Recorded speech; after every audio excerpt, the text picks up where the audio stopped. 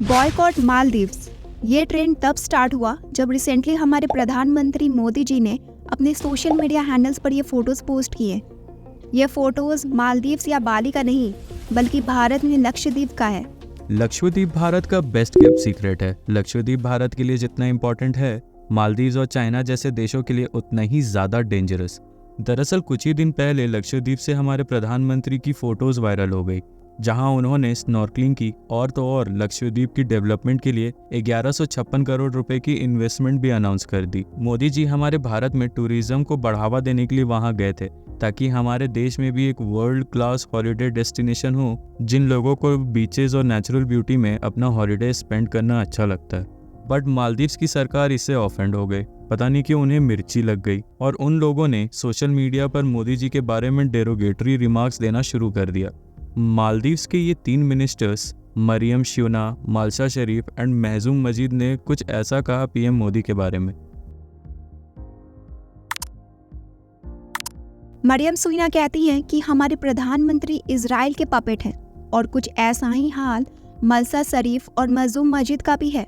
मजूम मजिद का कहना है कि लक्षद्वीप कभी भी मालदीव्स की बराबरी नहीं कर सकता। हिपोक्रेसी की भी हद होती है। एक चीज तो आप लोग को पता ही होगा कि मालदीव्स एक बहुत छोटा सा देश है। टोटल पॉपुलेशन इस देश की 5 लाख के अराउंड है। 1000 से ज्यादा आइलैंड है, लेकिन इन 1000 आइलैंड में सिर्फ 200 के करीब इनहैबिटेड है और इन 200 आइलैंड लग्जरी रिजॉर्ट से भरा है। मालदीव्स का लगभग 60% पॉपुलेशन टूरिज्म पे डिपेंडेंट है और 70% जॉब से रिलेटेड है, ट्रैवलिंग एंड टूरिज्म से, चाहे वो होटल स्टाफ हो, टैक्सी ड्राइवर्स हो, गाइड्स हो, और भी ऐसे कई लोग टूरिज्म पर ही डिपेंडेंट है। और हमारे भारत से हर साल 2 लाख से भी ज्यादा लोग मालदीव्स जाते हैं और पूरे दुनिया में सबसे ज्यादा इंडियंस ही हैं जो मालदीव्स जाते हैं। तो जरा सोचो, अगर इतने लोग मालदीव्स जाना छोड़ दे और लक्षद्वीप चले जाएं, तो मालदीव्स का जीडीपी पर क्या असर पड़ेगा, जिसका देश टूरिज्म से ही चलता हो। और लक्षद्वीप का मुद्दा तो 2014 से ही चला आ रहा है। जब मोदी जी हमारे पीएम बने, उनका लक्षद्वीप को लेकर एक अलग ही प्लान था कि वहां पर एक बेटर इंफ्रास्ट्रक्चर हो और एक वर्ल्ड क्लास टूरिस्ट स्पॉट बने। मालदीव्स के ट्रैवल एंड टूरिज्म एजेंसीज खुद कह रहे हैं कि अगर इंडियंस मालदीव्स आना छोड़ दे तो उन्हें अप्रॉक्सीमेटली 9 करोड़ का नुकसान होगा डेली, और लगभग 44,000 मालदीवियन फैमिली को भी अफेक्ट करेगा। Maldives versus India. मालदीव्स में रिसेंटली इलेक्शंस हुए थे और ये है वहाँ के प्रेसिडेंट मोहम्मद मुइज़ू। प्रेसिडेंट बनने के बाद इन्होंने एक अनाउंसमेंट किया था that I will ensure this country has no foreign military presence on its soil, और इसी वादे के दम पर उन्होंने इलेक्शंस भी जीता। उन्होंने अपने कैंपेन को इंडिया आउट का नाम दिया था, और इससे पहले जो भी मालदीव्स के प्रेसिडेंट थे वो इंडिया के बहुत ही अच्छे फ्रेंड्स थे, और वो ये रियलिटी जानते थे कि मालदीव्स एशिया का सबसे छोटा देश है और मालदीव्स के सबसे क्लोज भारत ही है जो ज़रूरत के समय पर मदद करने आएगा, और भारत ने ऐसा बहुत बार किया है। हमने उन्हें कोविड के टाइम पर वैक्सीन्स दिया। 2014 में ऑपरेशन पानी के दौरान भारत ने फ्री का पानी भी प्रोवाइड किया था without expecting anything in return. But where is problem? आज के टाइम में हमारे 55 मिलिट्री पर्सनल मालदीव्स में है। दरअसल 2009 में भारत ने मालदीव्स को कुछ हेलीकॉप्टर गिफ्ट किए थे और उसके बाद कुछ एयरक्राफ्ट्स भी दी थी। प्लस उनके बॉर्डर सुरक्षित रखने के लिए हमने रडार भी बनवाई थी, and that's why our military people there. But उन लोगों को ऐसा लगता है कि 500,000 पॉपुलेशन वाला इस देश को 75 मिलिट्री कंट्रोल करना चाहता है। आपको क्या लगता है? हमें कमेंट में जरूर बताइएगा, जिससे हमारी भी कुछ नॉलेज बढ़ जाए। और म्यूजू ने इसी स्ट्रैटेजी का फायदा उठाया इलेक्शन के time, and as you can see he won the election.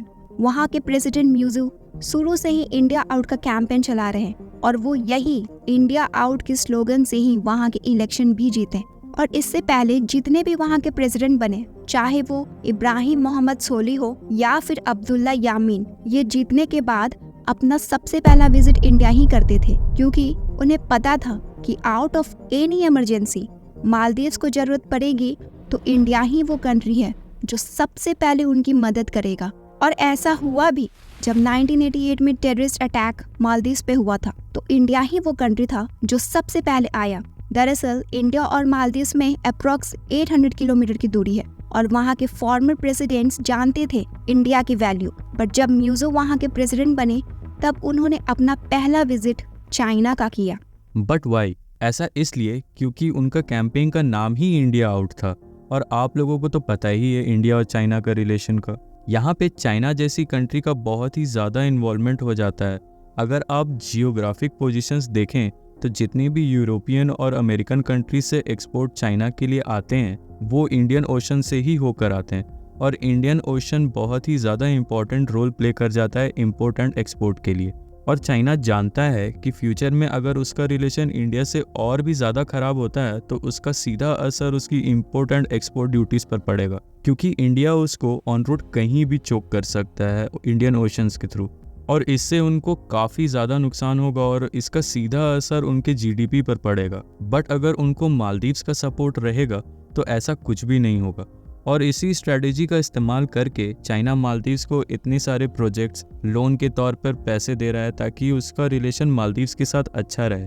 लेकिन दोस्तों, इतिहास गवाह है कि चाइना ने जिस भी कंट्री को हेल्प की है, चाहे वो पाकिस्तान हो या श्रीलंका, और वो सारे देश जिसे चाइना ने हेल्प की है वो सारे बर्बाद हो चुके हैं। चाइना उन्हें अपने डेब्ट ट्रैप में फंसा ही लेता है, और इस बार चाइना के निशाने पर है मालदीव्स। बट चाइना ऐसा कर क्यों रहा है? देखिए, चाइना की जीडीपी है $24 ट्रिलियन, इंडिया से लगभग 8 टाइम्स ज़्यादा, और चाइना एक लौता ऐसा कंट्री है जहां इंपोर्ट सबसे कम और एक्सपोर्ट सबसे ज़्यादा होती है। उनके पास हर वो चीज़ें मौजूद है जो होनी चाहिए, बट इंडिया इन चीज़ों में थोड़ा पीछे रह जाता है। इसी का फ़ायदा चाइना ने उठाया। अगर आप वर्ल्ड मैप देखें तो इंडिया की जितनी भी नेबरिंग कंट्रीज़ हैं, जैसे कि नेपाल, पाकिस्तान, म्यांमार, बांग्लादेश और श्रीलंका, सारे कंट्रीज चाइना को सपोर्ट करते हैं, और ऐसा इसलिए कि चाइना इंडिया को आगे बढ़ने नहीं देना चाहता।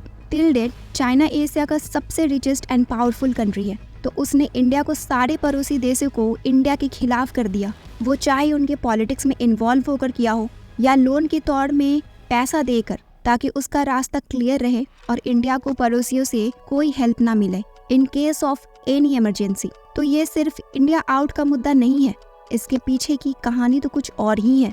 बट इसमें हमारी ही गलती है। जब 2020 में हमारे देश में बॉयकॉट चाइना का चलन आया था, तब हम में से कितने लोग ने इसे सीरियसली लिया और कितने लोगों ने made in China products use करना बंद किया। दरअसल ये हम इंडियंस की आदत कह लो या वीकनेस कह लो, हम बहुत जल्दी चीजों को लेट गो कर देते हैं, और इसी एक कमजोरी का फायदा दूसरे कंट्रीज ले लेती है।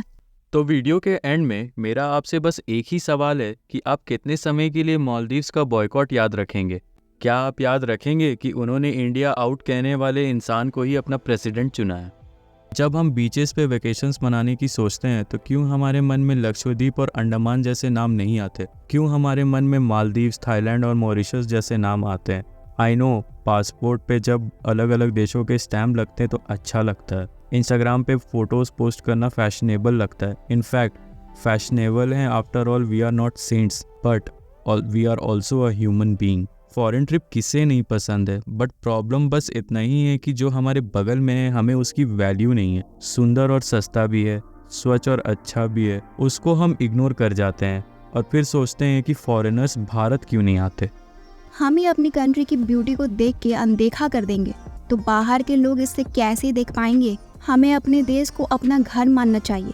जैसे अपने घर को साफ रखते हो, दिवाली में डेकोरेट करते हो और बड़े इंटरेस्ट से अपने दोस्तों को इनवाइट करते हो, सेम वैसे ही लोगों को अपने देश में बुलाओ। खुद को रिमाइंड करवाते हैं कि दुनिया सुंदर है और हमारा देश भी। 21st सेंचुरी भारत का सेंचुरी है, और जैसे जियोपॉलिटिक्स में हमारे लीडर का रोल होता है वैसे ही हमारा भी है। हम अपने आप में थॉट लीडर्स होते हैं। कोई फर्क नहीं पड़ता कि आपकी इंस्टाग्राम पे कितनी फॉलोइंग है, लेकिन जब आप भारत के सुंदर फोटो शेयर करते हैं, यहाँ के कल्चर, यहाँ के ट्रेडिशंस या फिर हमारे वीडियोस के थ्रू सॉल्यूशन शेयर करते हैं, तो आप किसी न किसी को जरूर इन्फ्लुएंस करते हैं।